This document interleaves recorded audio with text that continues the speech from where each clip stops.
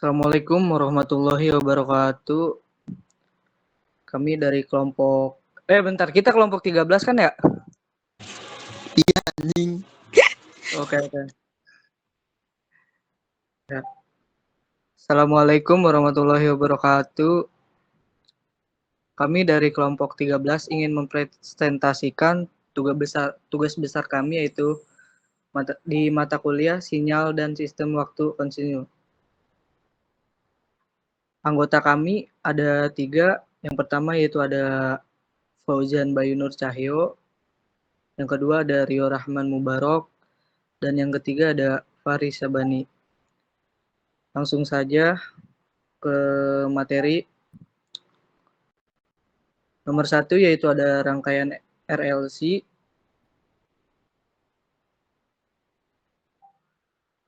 Pada bagian pertama, kami menganalisis rangkaian RLC yang terdiri dari resistor, induktor, dan kapasitor. Tujuan analisis adalah menentukan respon tegangan kapasitor terhadap sinyal masukan yang diberikan.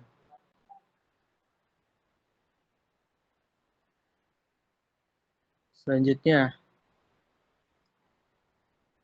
langkah pertama adalah menentukan fungsi alih rangkaian dengan mengubah komponen menjadi bentuk impedansi.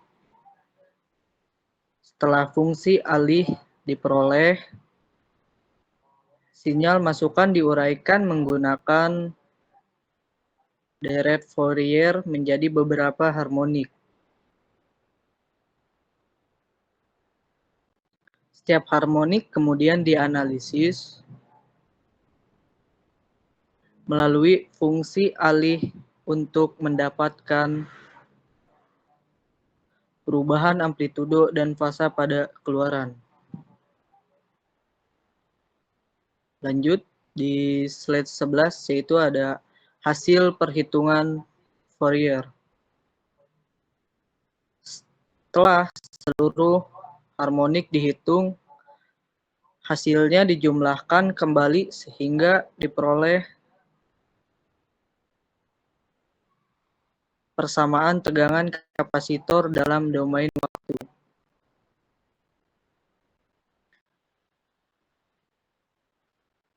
Dari hasil ini dapat diamati bagaimana rangkaian RLC memengaruhi bentuk dan amplitudo sinyal keluaran.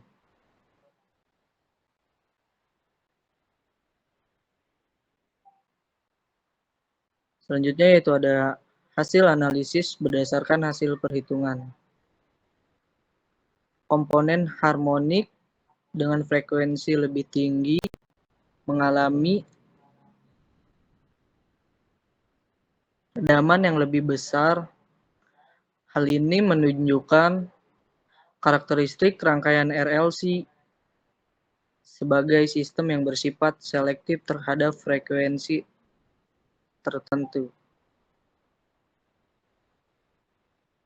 Selanjutnya yaitu ada transisi ke leafless. Untuk mempermudah analisis sistem secara matematis pada bagian berikutnya digunakan transformasi leafless sehingga persamaan diferensial dapat diubah menjadi bentuk aljabar yang lebih sederhana.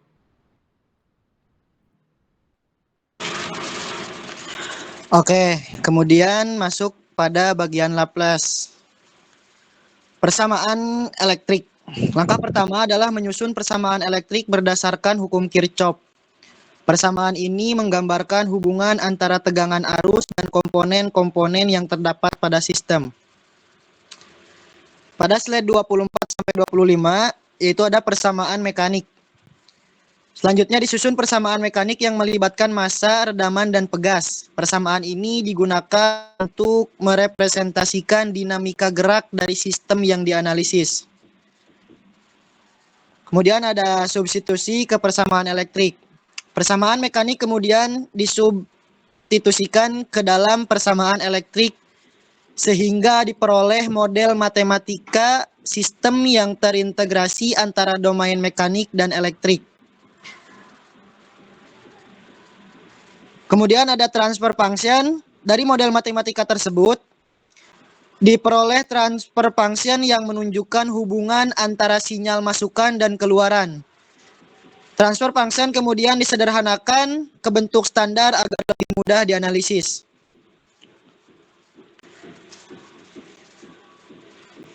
Kemudian ada analisis kestabilan dan simulasi MATLAB. Berdasarkan transfer function yang diperoleh, dilakukan analisis kestabilan dengan menentukan letak pole sistem. Hasilnya menunjukkan sistem berada pada kondisi stabil. Untuk memverifikasi hasil tersebut, dilakukan simulasi menggunakan MATLAB dan Simulink.